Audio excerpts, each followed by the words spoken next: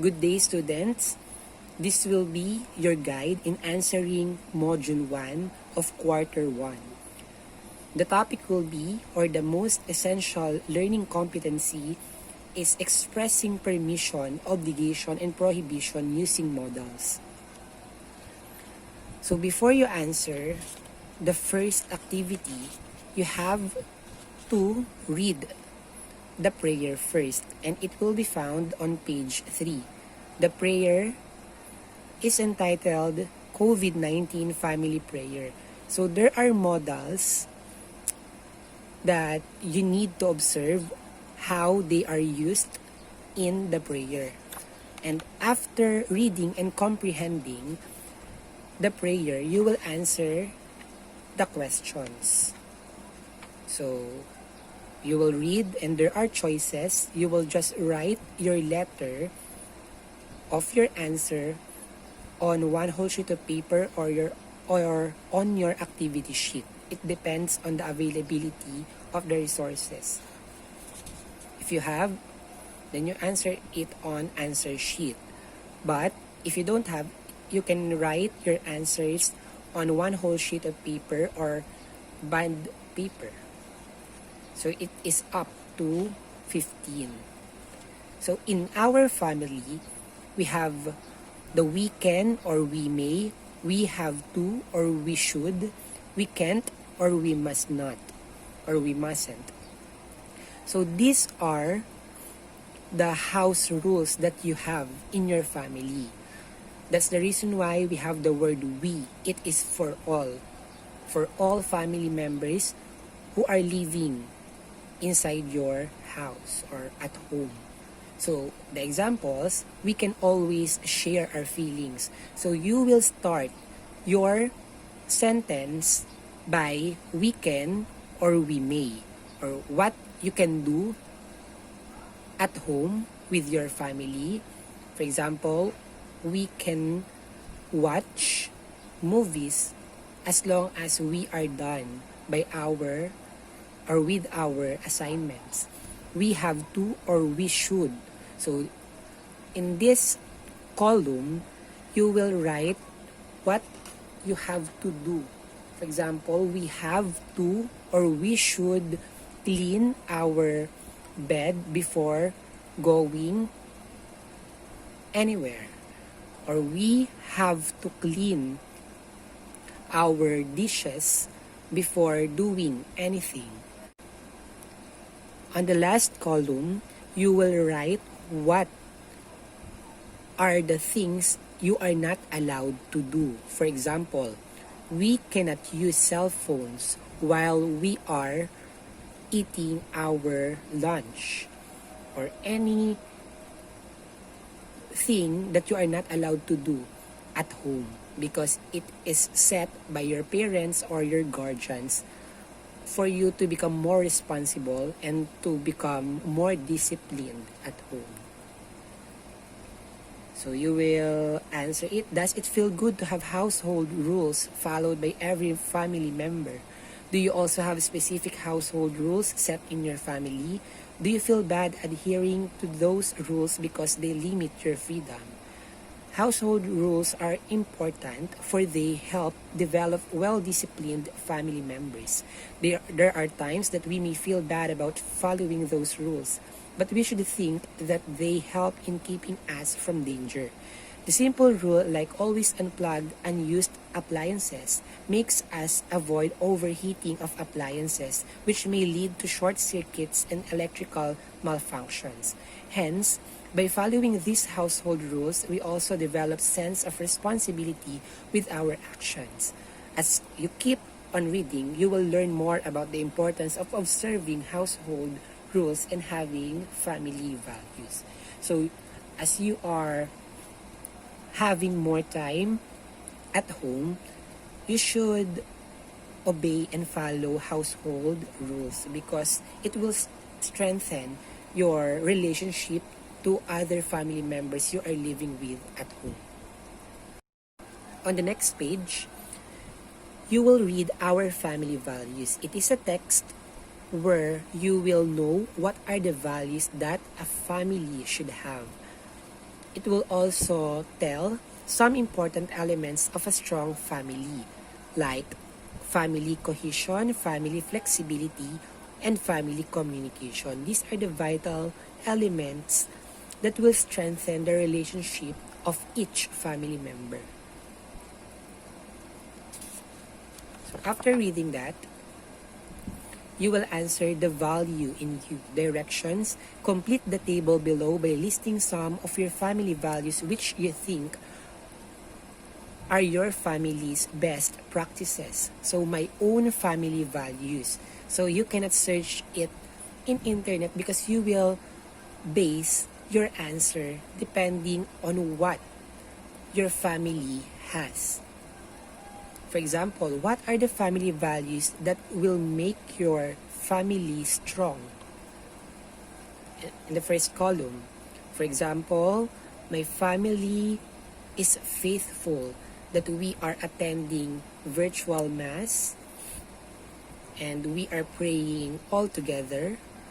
So what are the values that make you feel loved? So you will list it here. Build the sense of being heard and belongingness. For example, we allot time in communicating one another. We will tell stories or we can tell problems. Next, keep the line of communication open. Like what I have said, it can be there. It is somehow related. Keep the line of communication open.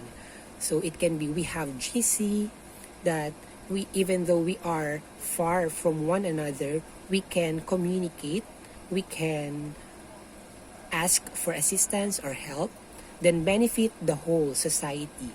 So what are your family values that benefit the whole society? For example, we are cleaning some areas near our house because with that activity you can help the community because you maintain your surroundings clean.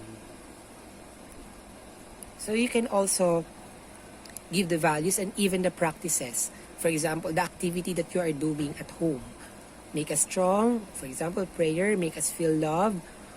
There are schedule wherein you will cook for your family or you are assigned to read stories for your younger sibling. Build a sense of being heard and belongingness, as well as to keep the line of communication open. So what are the ways you are doing at home wherein you feel open, you feel belonged, and you feel understood by your family members? So benefit the whole society. What are the activities that will help the community? For example, because of the pandemic, you are following the protocols set by the government. So here are the lesson. Expressing permission, obligation, and prohibition using modals. Remember, modals are verbs. Number 1, permission. It means it's okay. And the modals that you can use in asking permission are may and can. What's the difference? Can is informal while may is formal. So, for example, you are in a meeting, you will use may because a meeting usually is formal one. Can, for example, you are talking to your friend, you can use the word can. Example, yes, you can borrow my charger, bro, because you know that you are pertaining to your friend or to your sibling. May I resume playing video game once my school tasks are finished? For example, you are talking to your parent or to someone who is professional. So you will use the modal may. The second one will be obligation. It's necessary.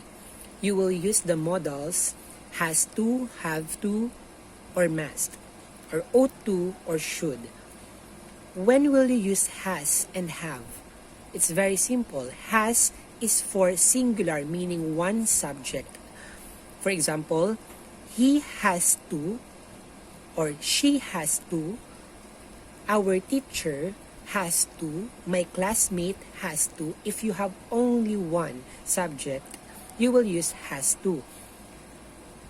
But if you have many subjects or your subject is plural, for example, they, our classmates, our teachers, our family members, my friends, my siblings, you will use have or you have to because it will pertain to plural subject. Again, has for singular, then have for plural.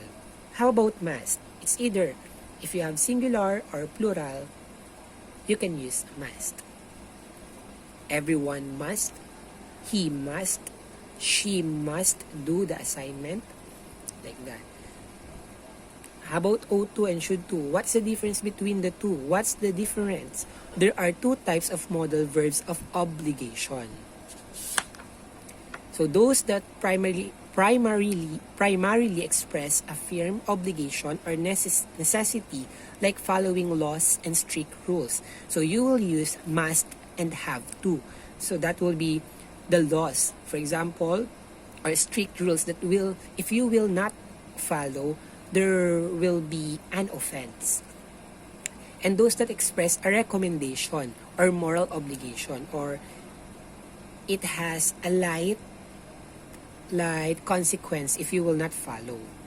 So you will use should or ought to. So there is more intensity in has to, have to, and must than ought to and should.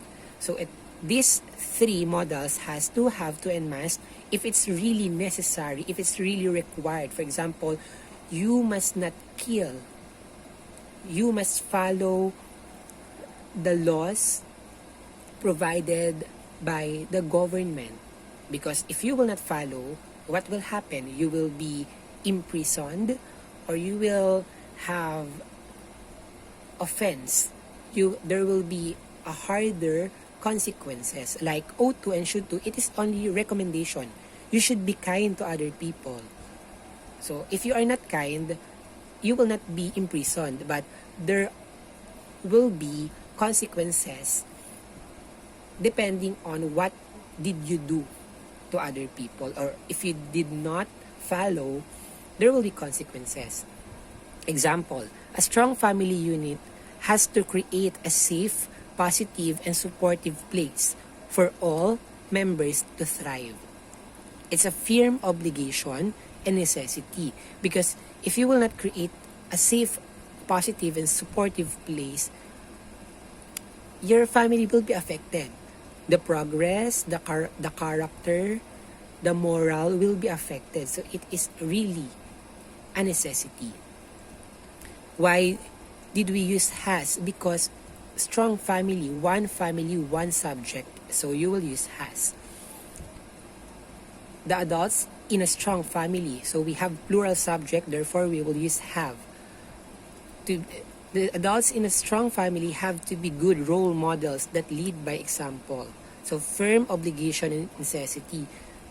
It's an obligation because if the adults will not be a good example, therefore the children or the younger ones will imitate them, and it will not create a peaceful and meaningful relationship towards one another. A person must be able to develop their individuality while being supported and confident within the family. It's a firm obligation.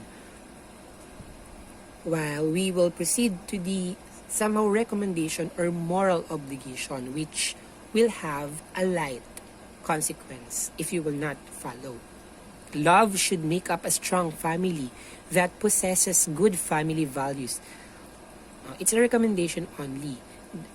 It is maybe it cannot be true to all, but it's a recommendation that it is your own decision if you will follow or not.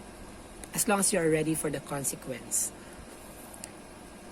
The family members ought to know one's duties and responsibilities. It's a moral obligation.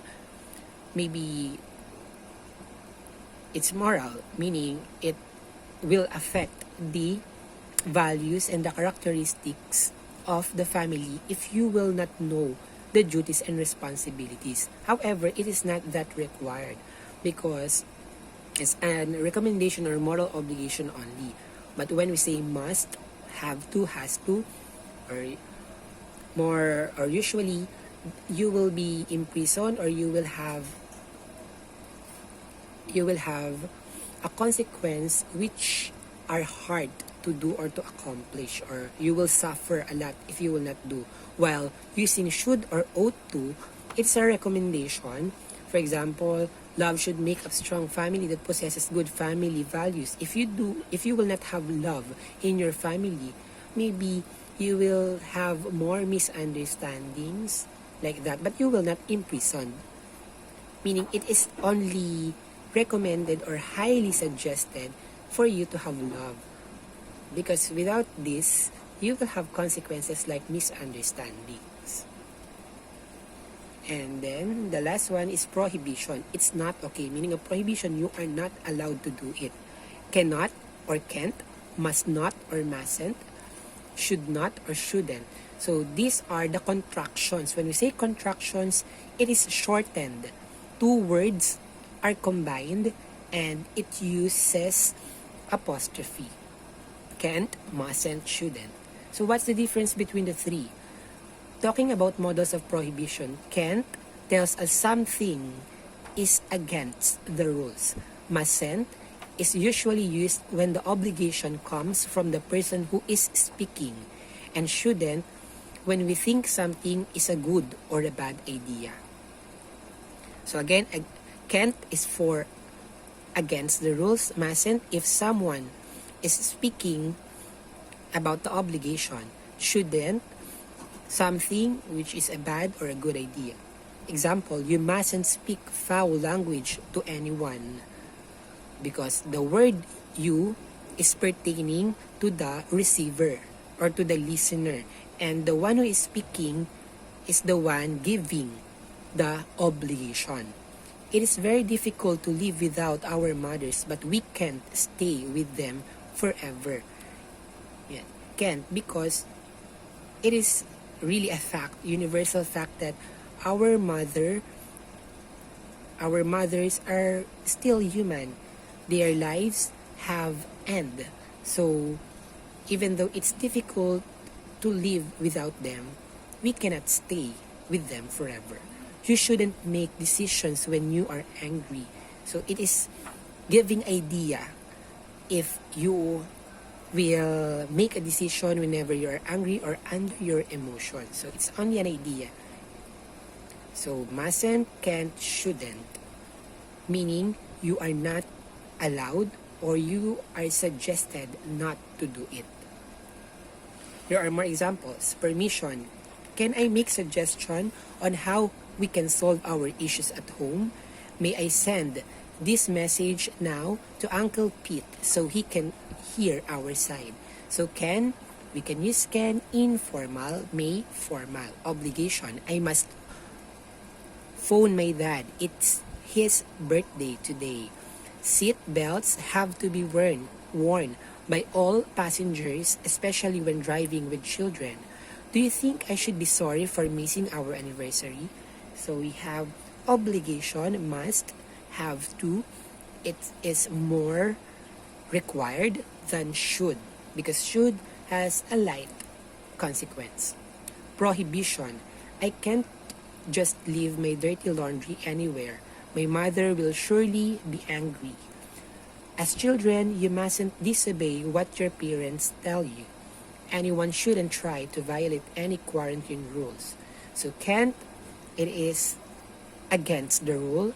Mustn't, the one who is talking is the one who is giving the obligation. Shouldn't, it is giving or thinking idea if it's good or bad.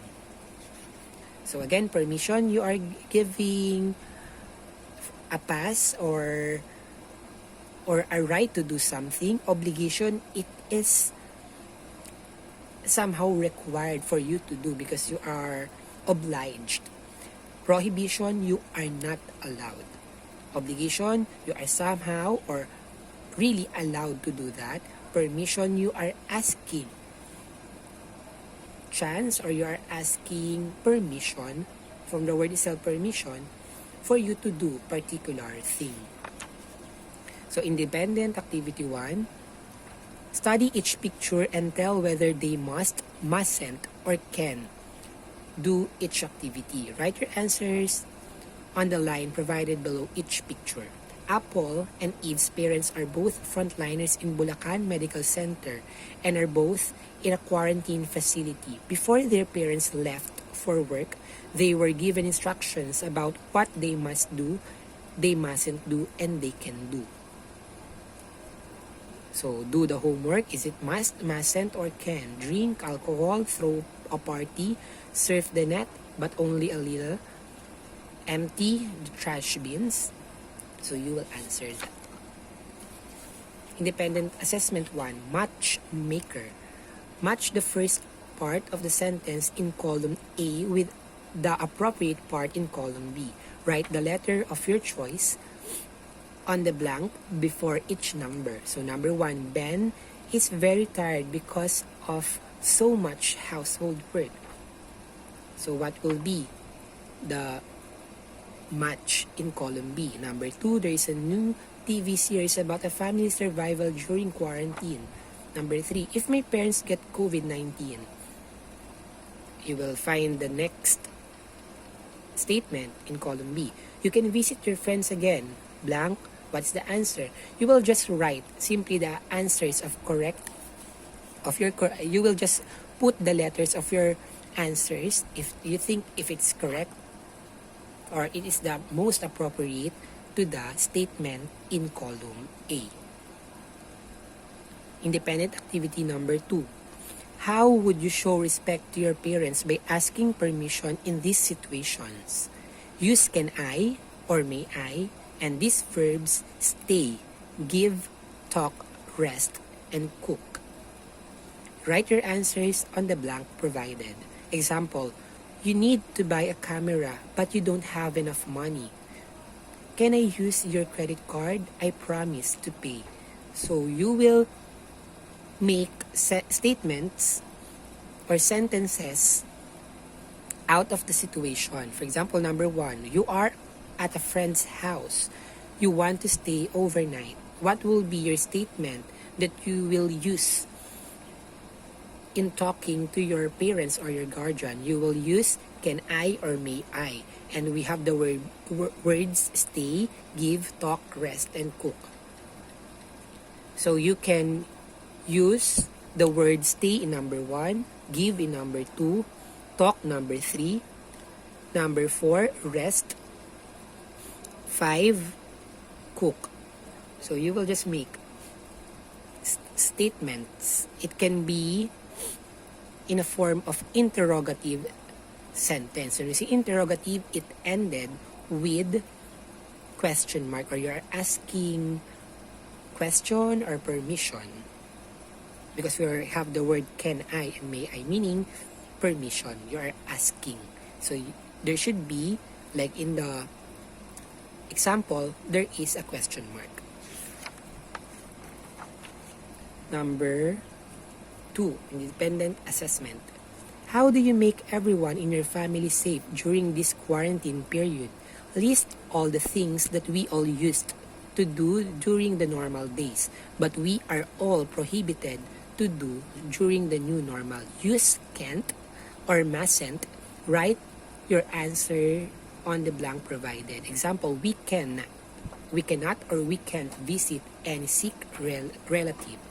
So you will always use the word can't and must that we were doing before, but we are not doing today because of the pandemic. So there should be 5 sentences. Do not forget to use the words can't or mustn't. Independent activity number 3, much obliged. Complete the following sentences by filling out the missing modal of obligation. Choose between must and have to. The use of must and have to might be confusing for students like you. Remember that must, personal obligation, or strong recommendation, like what I said a while ago, strong recommendation, meaning if you will not do, there will be a heavy offense or heavy consequence, while have to, external obligation, necessity. Bulacan Medical Center, where our parents work, is far from our house. They, blank. My mother says that. So, you will just answer must or have to. You will just write either of the two on your answer sheet.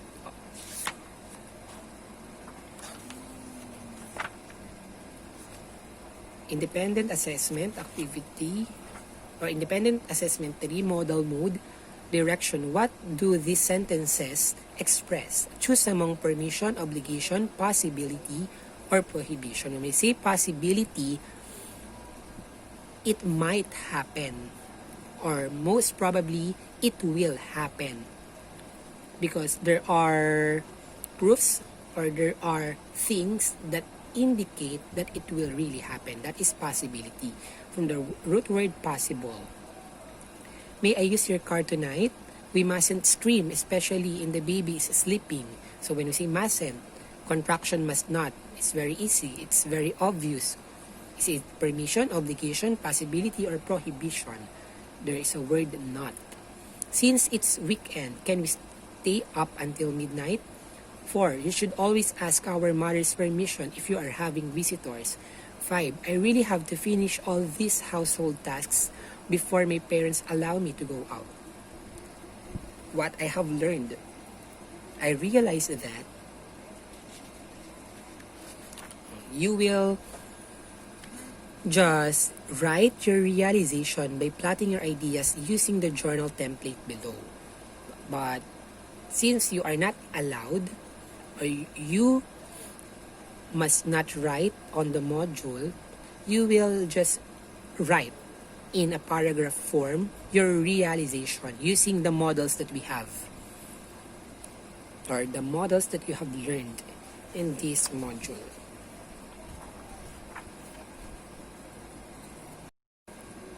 On page 15, there will be assessment.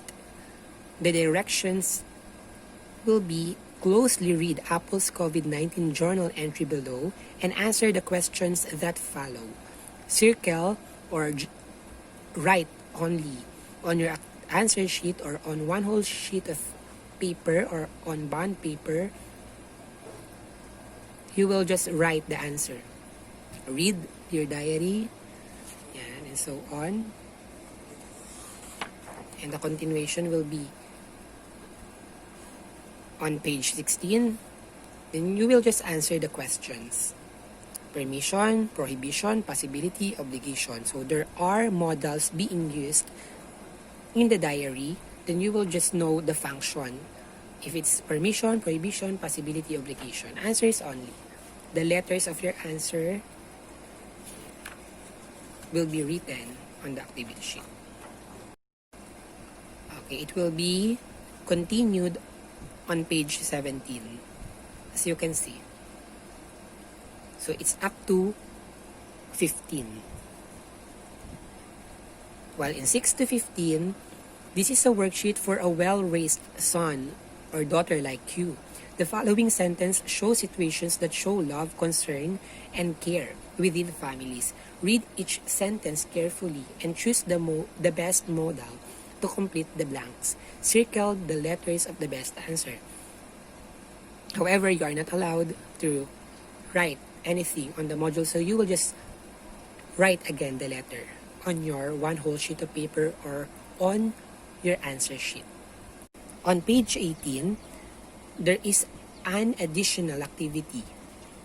Choose from the following topics and write a paragraph with at least 5 sentences using appropriate models of permission, prohibition, or obligations. So, there should be modals per sentence. If you are having permission, prohibition, or obligation, you will just choose among these three topics. What should you do to help your family amidst this pandemic? What should you do when you feel stressed out because of our current situation? C, what must you do to make your loved ones proud of you? So you will just choose among the three. Again, you will just choose among the three. You will not do all of those topics, but you will just choose one.